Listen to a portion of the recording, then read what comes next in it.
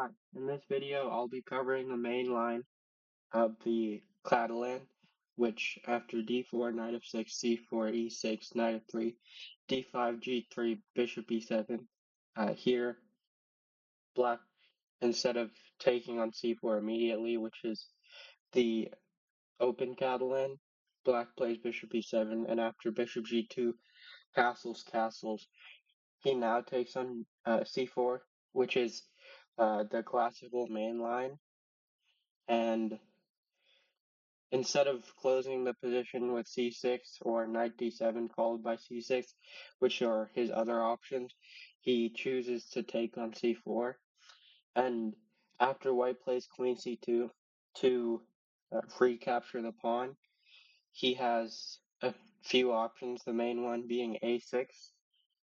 But first, let's look at his sidelines with either b5, b6, or c6.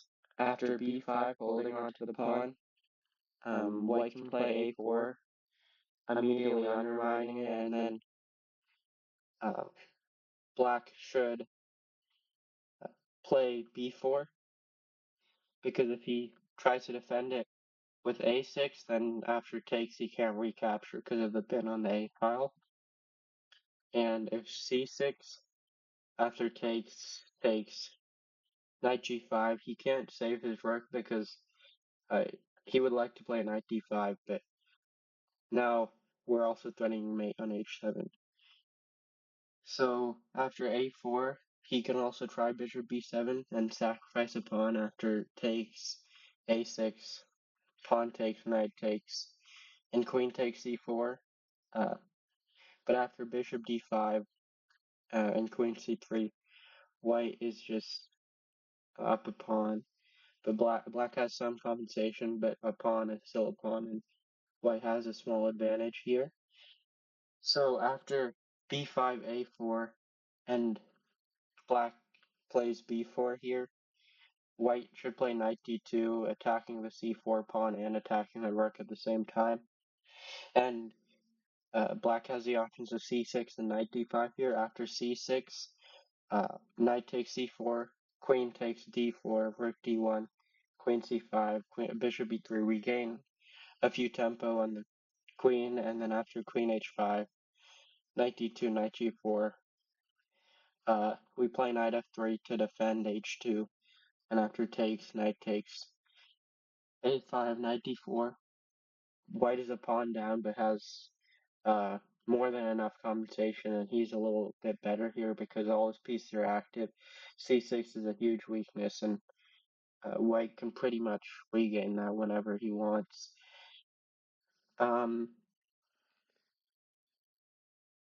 Here, instead of c6, if black plays knight d5, now white should take on c4, and c5 is black's best option here to open up the position. And after c5, pawn takes. Black can capture immediately with bishop c5. And after e4, knight b6, rook d1 attacking the queen, knight d7, and knight takes b6. If pawn takes, then knight d2, and white is a little better here. If knight takes, bishop takes, then white has the strong move a5, and after bishop takes a5, bishop f4, and he has the idea to go bishop d6 and possibly follow it up with e5. And what's really annoying for black is because we played a5, his bishop is now hanging, and he has to spend a tempo moving it back to b6, and white is a little better here. So instead of taking on c5 immediately, bishop a6 is another good option. But after knight e3, knight d7, knight takes, pawn takes c6, rook c8, bishop f4, knight c5, rook d1, and d4. White can just improve with h4, and his pawn on c6 is a big issue for black, and it's hard for him to deal with it because his bishop and knight aren't well placed to attack it or anything. So that's the line with b5. Black's other line, one of Black's other lines is b6. And here, I think the simplest option is to, instead of playing bishop g5, and there's a lot of complications here after like knight d5, and one of the main line here is really a really complex position, which I don't think is too easy to play for white. That's why I think knight e5 is the better choice. And after queen takes d4, bishop takes a, queen takes e5, bishop f3, knight d5, queen c4, bishop a6, queen a4, and c5. Um, this endgame is a little better for white. Probably black is still in the game and is fighting definitely, but I think like um okay, white's up in exchange for a pawn, but black has activity and compensation, but white here can continue just playing, and it's like I feel like it's up to black to prove uh, his compensation for the pawn, and I think that's not really easy to do if white is knows what he's doing. So um, just to show you what the other line can look like, if it's after bishop e7, queen e7, knight d2, b5, b3, c3 here, knight e4, b4, and in this line we end up in this position, which it's a little bit better for white objectively, but it's like really uh, complex, and it's not too clear when you should break with e4 and when it's just not good at all. So that's why I think knight e5 is a better approach going into this endgame. So that's the b6 line. White Black can also play c6 here, and after queen c4, b5, queen d3, knight d7. Black or white has this option of bishop e3, which I like, just uh, preventing or discouraging black from playing c5, and after knight d5, knight c3, a5, rook c1, bishop a6, knight e4. Um, here, although the position is just a little bit better for white, I like these positions more than if we uh, the reason we play bishop b3 is to not let black play c5, and a lot of the times in the if we don't play bishop e3 here and go for one of the other options like bishop g5, we'll get like a complex position where the after black plays c5 and there's no like long-term edge there, I feel. So a6, that's the sidelines, and a6 is black's main line. After a4 here, um, black is black's idea with a6 is after queen c4 to play b5 and bishop b7, and this was the old main line, but here black is at least neutralizing the bishop on g2 immediately, and that's why a4 is preferred nowadays. And after bishop d7, black tries to get around this by playing bishop c6, but black can also play knight c6, and after queen takes c4, um, queen d5, knight d2, uh, queen d5, you're centralizing queen, and now we defend our queen. Rook d8, e3.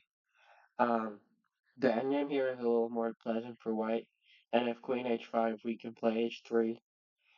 And this position is a little bit more comfortable for white. So here, black can also play c5, but after takes, knight d2. We're looking to recapture with the knight, which is always a little better than recapturing with the queen. So b5 is one of his options, and knight c6 the other one. Knight c6, we take on c4, and after queen e7, we take trade on e5, and we have a little bit better position because of the strong bishop. And if black plays bishop d7, we trade on e5. And queen c7 here is a little tricky. Black is going to play bishop f2 if we don't do anything, but after queen c3, we can take here next. Um, and we're doing little better. So after b5, instead of knight c6, pawn takes bishop b7, knight c4, pawn takes b5, rook takes a8, bishop takes knight c e5. Um, White is a little bit better in this endgame. It just black still has issues.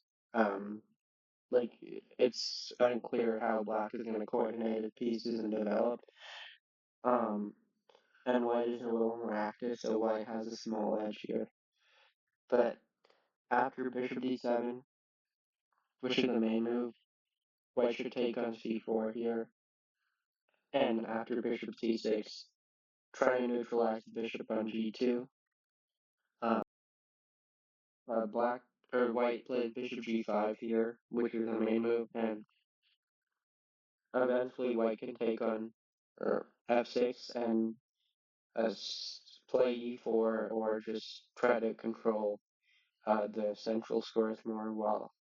Because the Dartford bishop right now isn't doing anything at all to control the center. So after bishop g5, bishop d5 is, I think, by far the most played move, but a5 is also an option, and after knight c3, knight a6, bishop takes, and then we can play e4 here. So that's why a5 isn't that great, but knight d7 is also there. And after knight c3, h6, bishop takes, rook d1. Um, Here, this is actually uh, challenging for white to try to improve an advantage or an edge. After bishop d5, queen d3, bishop f3, bishop f3, c6, e3, a5, and h4. I think white is a little better here because he can just slowly improve his position, and maybe eventually play e4. Um, After a5 here, rook c1, bishop b4, knight e5, takes c6, knight d3, queen e7, and e3. I think when white gets the knight on d3, the position is easier and a little better for white because he's just controlling black's breaks. But queen d6 here, I think, is black's best option. And after queen d3, rook d8, and a5, this position is um, easier for white to play, I think. And the main thing is we shouldn't let black play bishop takes g2 and c5. So, like, let's say we play knight e5 immediately here. We should not do that because black takes and then gets c5 quickly. So it's basically a slow waiting game where we're trying to just like make very small. I don't know if king h2 to this, but we're trying to make small like waiting moves and improve the position before uh, trying to play e4 or knight e5. And we basically the main goal is to not let blacks play c5. So that's his option with knight d7. After bishop d5, queen c2, white is threatening takes, let's say after h6, and then e4. So that's why like all the games go bishop e4, queen c1, trying to keep an eye on c5, queen d1. You can play this endgame, which is easier for white, but objectively it should be equal. So queen c1, if black played knight c6, e3, knight b4, knight c3, bishop c6, rook d1. Uh, White is a little better here. h6, bishop takes, rook d1. Here, um, after knight c6, uh, knight d2, bishop h7, and e3. here, white is still a little better because even though the bishop got out from c8, it's like not. It's only doing half the job, and it's like okay, it's a little it's kind of active here, but it's not neutralizing white's bishop, which is actually aiming at something, while black's bishop is just aiming at empty squares. So if a5, knight d2, um, black can try to keep the bishop again, but here, like I said, uh, white's bishop is still on like opposed on this diagonal, and white has a more pleasant position. Uh, but after bishop takes f3, bishop takes f3, c6, and e3.